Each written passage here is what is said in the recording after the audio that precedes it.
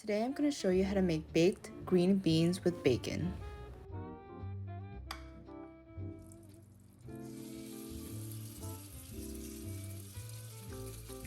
First, let's prep our green beans. Rinse it off and snap off the ends. I didn't show this part, but you should remove the fibrous string that runs down the center of the green beans so it doesn't become so chewy. Now we have a large pot of boiling water. We're going to quickly blanch our green beans. This will keep the bright green color during the baking process. Let it sit in the hot water for about 20 seconds and then rinse it off with cold water or put it in an ice bath.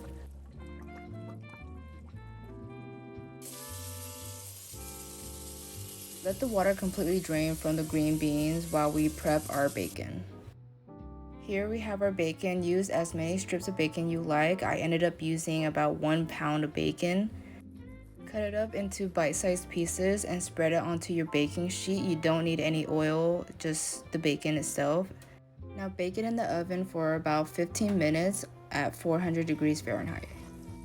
Keep in mind I am doing a party size of this dish. In the description below I will include a family size and a party size measurements of the ingredients I used in this video. Toss the green beans into the bacon, now separating it into 2 different baking trays. Now I am seasoning it with some seasoned salt, garlic powder, onion powder, paprika, red chili powder. Toss it all together and bake for an additional 10 minutes at 400 degrees Fahrenheit.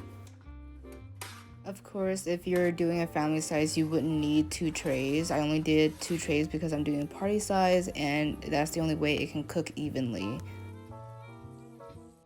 And there you have it. Don't forget to like and subscribe for more easy recipes.